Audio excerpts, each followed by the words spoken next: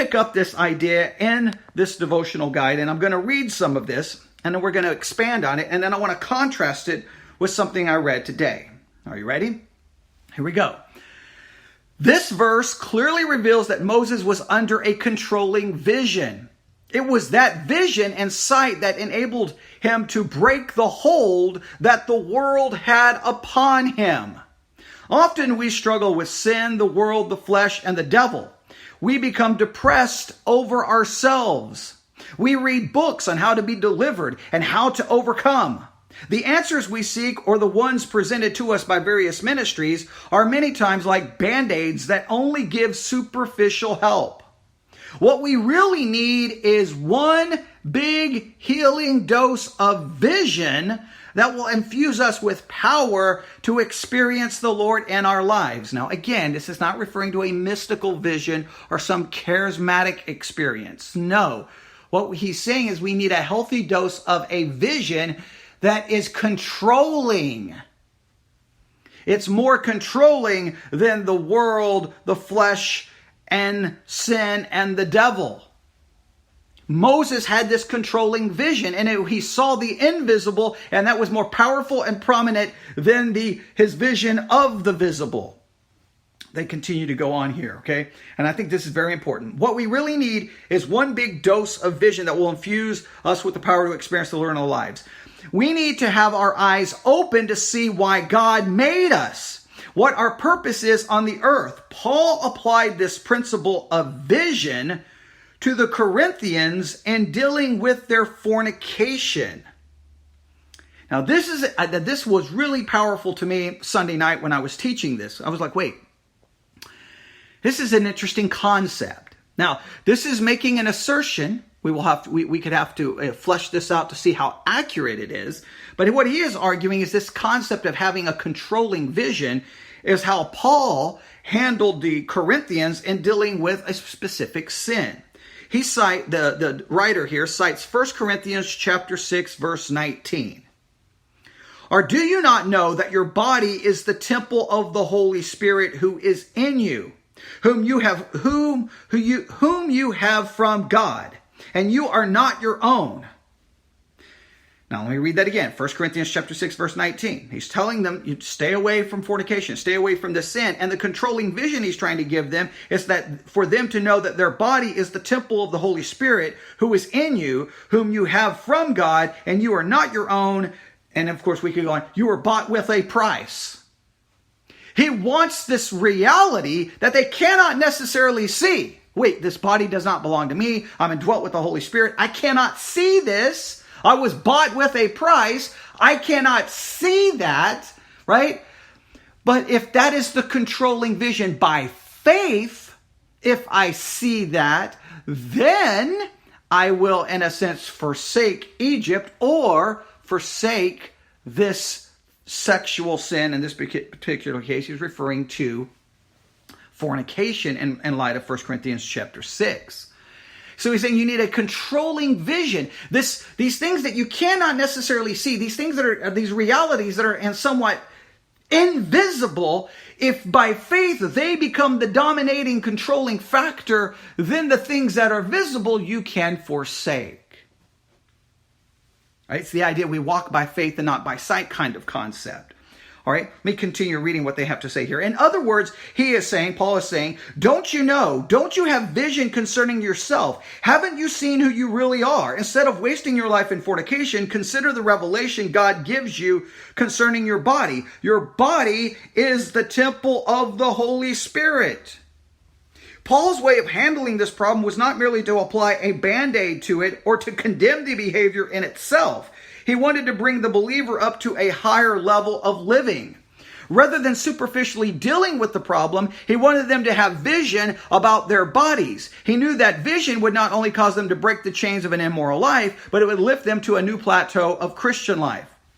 Vision makes a difference in how we relate to sin, the flesh, and the world. In effect, vision controls us. The controlling vision of your life therefore controls you. So what is the controlling vision in your life? Is the controlling vision of your life the reality by faith that there is a God? He is supreme. He is sovereign. He is glorious. He is the reason for my existence. He is the purpose for my existence. I was created by Him. I was created for Him. Therefore, I am to serve Him, and I am not to serve myself. I am not my own. I am bought with a price. If that is the controlling vision, if it's the controlling vision, I am not saying it's simply something you know. You can know it and it not be the controlling vision. I know a lot of things, but it's not the controlling vision of my life. It's not the all-consuming thing. Moses was so consumed with a vision of the invisible that he literally walked away from something that most people would have longed to have in the visible world. That power, that position, that prestige, that security. He turned it all down to suffer with his people. Because he had a vision of the invisible God. What is your controlling vision? Now, I want to contrast that with something. In the Old Testament book of Genesis, we read of a man by the name of Lot. Now, Lot and Abraham, they have to separate, and they have to separate because they have too much property. They have way too much, and the land can't support it. So Abraham, he allows Lot to choose wherever you want to go, you go, and I'll go the opposite direction. And we read that Lot pitched his tent toward Sodom. Now we find out that Sodom is a very, very, very, very, very wicked place. Sodom and Gomorrah. These wicked cities. And he pitched his tent toward it. Why did he do so?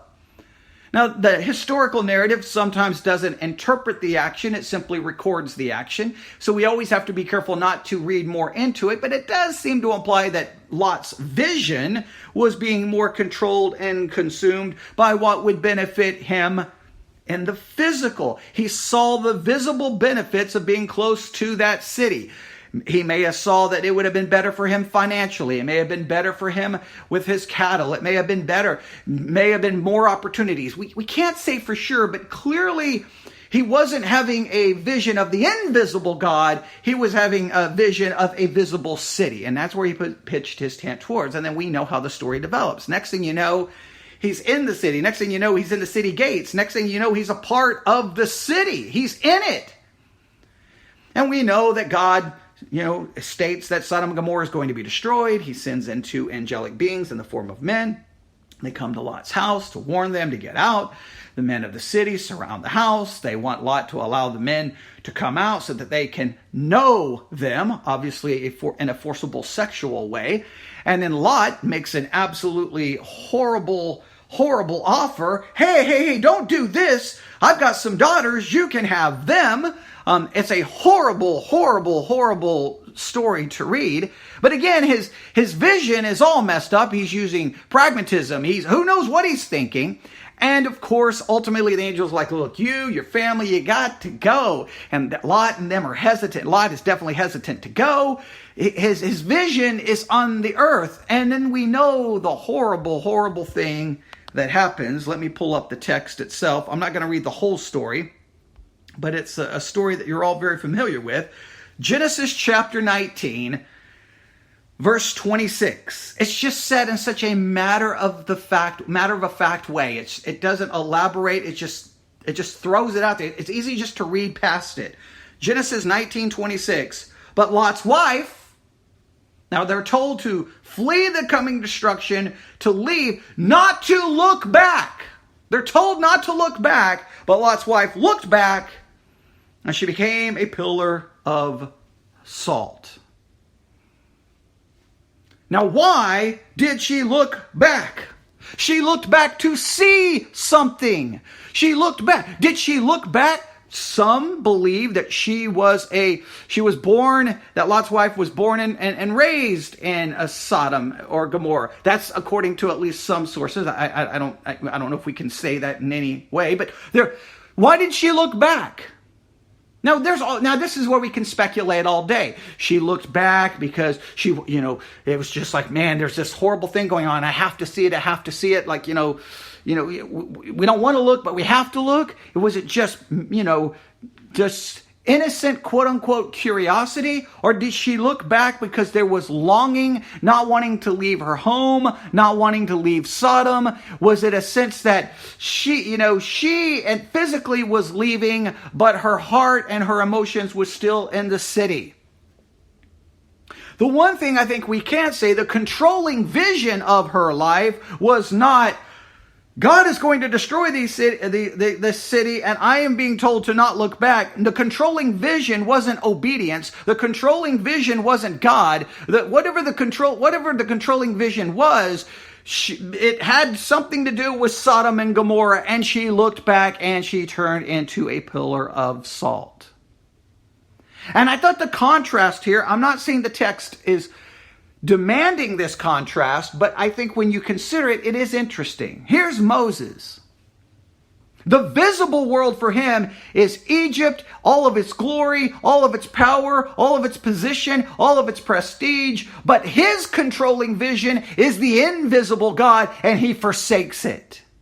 And Lot's wife, the visible, is a city that's about to be annihilated, right? You think that would be enough to turn her away from looking at the city because it's all about to be destroyed. But there was something there that the controlling vision for her somehow had something to do with Sodom and Gomorrah. And she looks to the visible instead of the invisible, which would have meant salvation and deliverance. Her controlling vision was the visible, not the invisible, and she was destroyed. Moses, his controlling vision was the invisible, not the visible, and he was spared, and he was delivered, and he was saved from the plagues and destruction that was coming upon Egypt. The contrast, I think, there is powerful. And let us never forget, when we think of the story of Lot's wife, let's never forget Luke 17:32, where Jesus tells us to remember Lot's wife. To remember it. All right, that's an important, powerful verse. We were to remember Lot's wife, and then Jesus goes on to say, whoever tries to keep their life will lose it, and whoever loses their life will preserve it. Whoever tries to keep their life will lose it. Whoever loses their life will preserve it. And I think the point there is you need a controlling vision. And the controlling vision isn't my life. It's not me. It's not narcissism. It's not this world. It's not my life. I forsake all of that. Just as Moses forsook Egypt, I forsake my life. I forsake this world. I forsake my pleasure. But the only way I will do that is if I have a controlling vision, and that controlling vision must be the invisible, not the visible.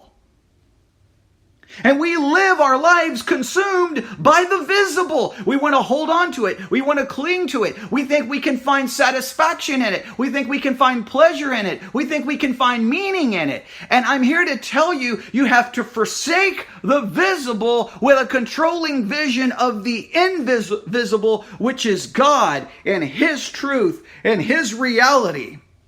Because then you'll find deliverance. You'll find true purpose. You'll find your life will be saved.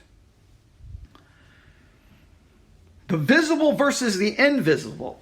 The invisible versus the visible. Moses versus Lot's wife. Something to think about on this Thursday, July the 18th, 2019. Something to consider. I know in my life, I am sure in your life, and I believe in all churches, we are constantly fighting this battle. Our controlling vision is the here and the now. The controlling vision is the visible. We need a controlling vision of the invisible, and we will forsake Egypt, being more than willing to endure the wrath of an earthly Pharaoh, an earthly king. We'll be more than willing to suffer whatever we have to suffer, because what controls us is the reality of the eternal God.